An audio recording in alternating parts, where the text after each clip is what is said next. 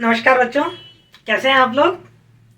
अच्छा बेटा, एक बात बताइए, क्या आप मुझे किसी ऐसे कवि का नाम बता सकते हैं शिवजी जिनके यहाँ नौकर रहे हों, जिन्हें अपनी मृत्यु का आभास पहले से हो गया हो, जो उनके आंखों के सामने ना है नहीं है और वो अदृश्य वस्तुओं का भी वर्णन कर दें? नहीं ना।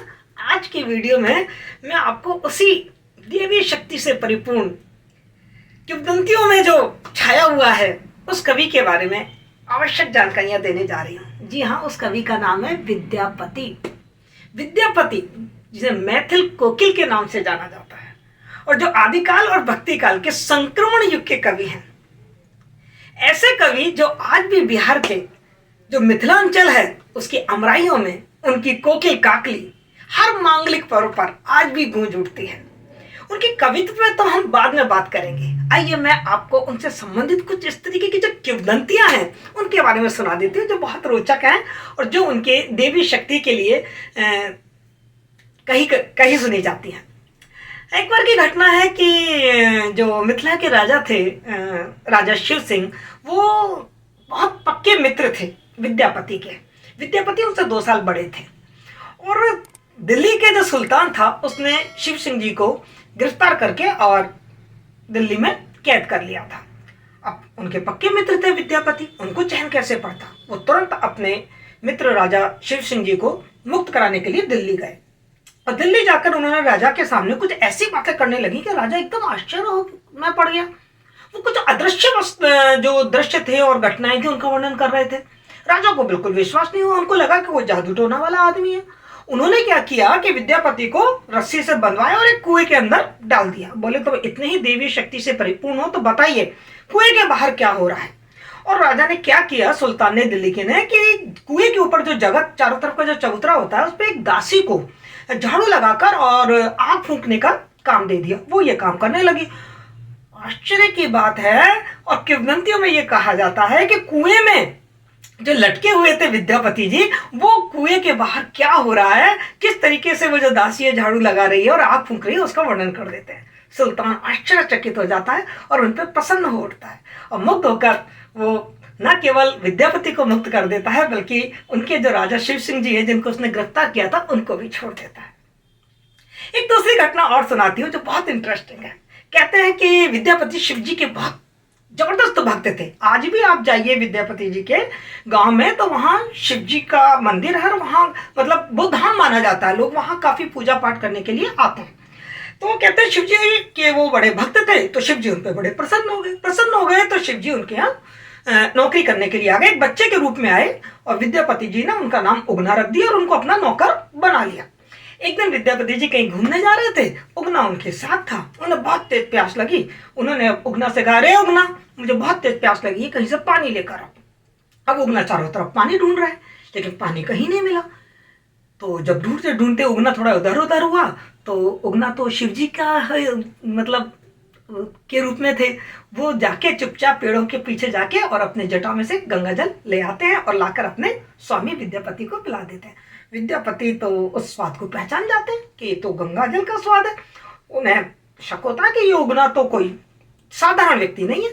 वो जल्दी से उगना से सारी बातें पूछते हैं और जब मालूम पड़ता है उनको कि वो शिव जी हैं तो वो उनके चरणों में पड़ जाते हैं और उगना अंतर्ध्यान हो जाते हैं। एक घटना और बड़ी रोचक है उनके जीवन से संबंधित। ये कहते हैं कि वो देवी शक्ति से परिपूर्ण तो थे, उन्हें अपनी मृत्यु का पूर्व में आभास हो गया था।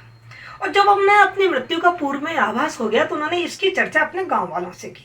गांव वाले जो लोग थे वो उनको विद्यापति को एक डोली में बिठा के गंगा तट पे ले गए, क्योंकि जो विद्यापति जी थे वो गंगा जी में अपने आप को समाधि लेना चाहते थे। तो वो वहां लेके गए लेकिन थक गए, उनके जो कहार थे, उन्होंने डोली वहीं रख दी।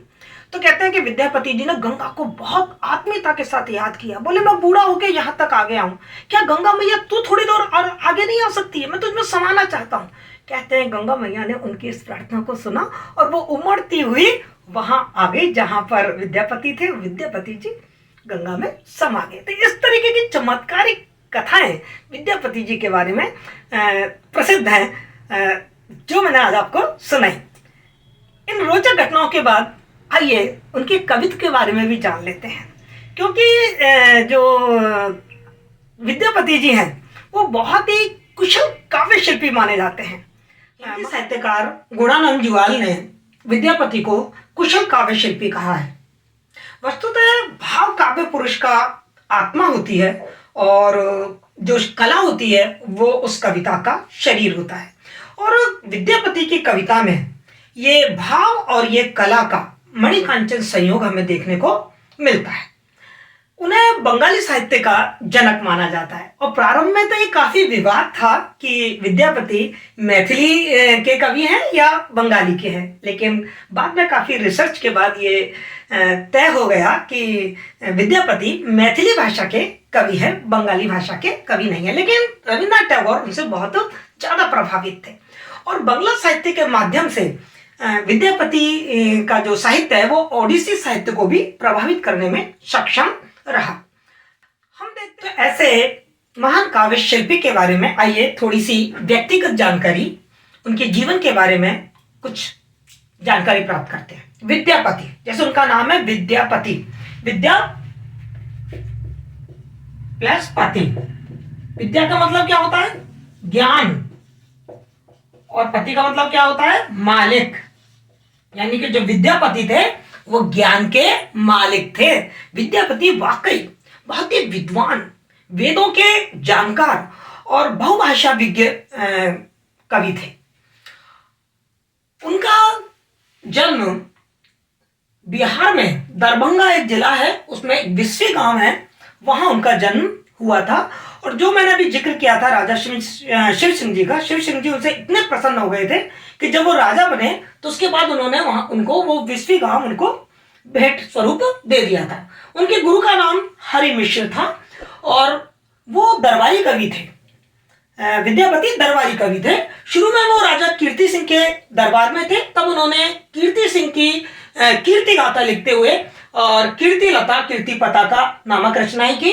उसके बाद राजा शिव सिंह जी, जैसा मैंने भी बताया, उनके वो बहुत ही घनिष्ठ मित्र थे, उनके दरबारी कवि रहे। और राजा शिव सिंह जी के समय में उनकी काफी श्रृंगारिक कविताएं हमारे सामने आती हैं। उनकी कविताओं में हमको 3 रस प्रमुख रूप से मिलते हैं: श्रृंगार, भक्ति जिसमें शांत रस होता है, और वीर रस, और इनमें भी सबसे ज्यादा प्रमुख श्रृंगार रस। इसीलिए कुछ विद्वान उनको श्रृंगार का कवि कहते हैं। उनकी भाषा, जैसे मैंने आपसे कहा, बहुभाषा विज्ञ थे। उनकी प्रमुख भाषा मैथिली, अवहट्ट और संस्कृत थी, लेकिन उनको बंगाली का और ओडिसी भाषा का भी बहुत अच्छा ज्ञान था। उनकी जो प्रमुख रचना है पदावली, पदावली विद्यापति पदावली, जो उनको मैथिल कोकिल कहा जाता है और जो उनकी आज हम इतनी कीर्ति और प्रसिद्धि देख रहे हैं, उसका कारण उनकी यही पुस्तक है जिसका नाम पदावली है। इसके अलावा कीर्ति लता कीर्ति पताका और भी बहुत सारी उनकी रचनाएं, मैंने यहाँ पर उनको कुछ प्रमुख रचनाओं के बारे में आपको बताया है। उनकी काव्य प्रतिभा से प्रभावित होकर उनके जो समकालीन राजा थे उन्होंने उनको कई सारी उपाधियां दी। जैसे उनको मैथिल कोकिल तो कहा ही जाता है, साथ ही उनको अभिनव जयदेव, राजा शिव सिंह जी ने उनको अभिनव जयदेव के नाम से भी पुकारा। उन्हें कवि शेखर भी कहा जाता है, उन्हें खेलन कवि भी कहा जाता है। जो विद्यापति जी हैं उनके बारे में एक प्रश्न काफी विवादास्पद है। कुछ लोग उनको श्रृंगारी कवि मानते हैं और कुछ उनको भक्त कवि मानते हैं।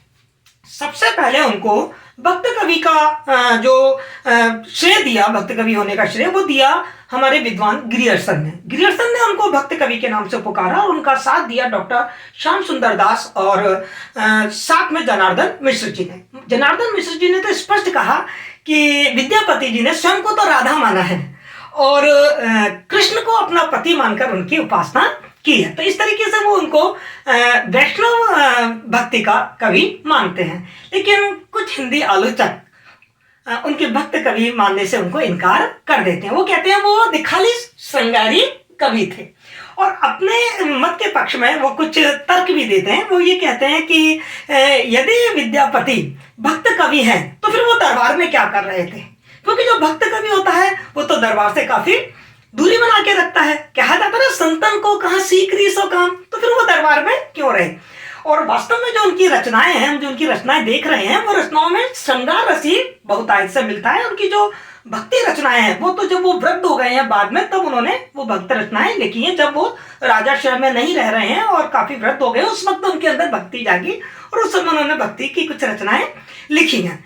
एक चीज वो और कहते हैं कि विद्यापति निखालिस श्रृंगारिक कवि थे, क्योंकि जब हम उनकी काव्य में श्रृंगार रस के स्वरूप को देखते हैं तो उसमें कृष्ण का काव्य स्वरूप और राधा को एक मुग्धा नायिका के रूप में चित्रित होते हुए देखते हैं।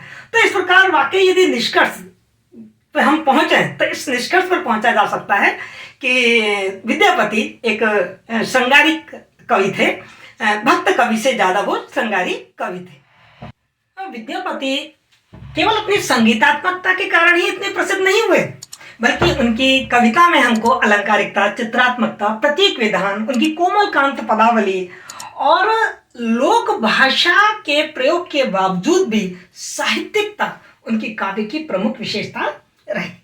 तो निष्कर्ष रूप में हम ये कह सकते हैं कि विद्यापति दरबारी कवि होते हुए भी एक जन कवि थे, वे भक्त कवि होते हुए भी एक श्रृंगारिक कवि थे, और आज 700-800 साल बाद भी वो इतने लोकप्रिय हैं कि उनके जो पद हैं वो बिहार के लोक जीवन में ऐसे रचे बसे हैं, लोगों के कंठ का हार बने हुए हैं उनके जो पद हैं, और उनकी जो कविताएं हैं वो लोक जीवन में मुहावरे और सूक्तियों की तरह प्रयुक्त होते हैं। तो आज हमने एक आदिकाल का जो कवि विद्यापति है उनके साहित्यिक और व्यक्तिगत जीवन के बारे में पढ़ा। यदि आपको ये वीडियो पसंद आया है तो प्लीज़ शेयर करें और मेरे चैनल को सब्सक्राइब करें। मैं ऐसी ही रोचक जानकारियां लेकर आपके पास पुनः पुनः आती रहूंगी। Thank you so much.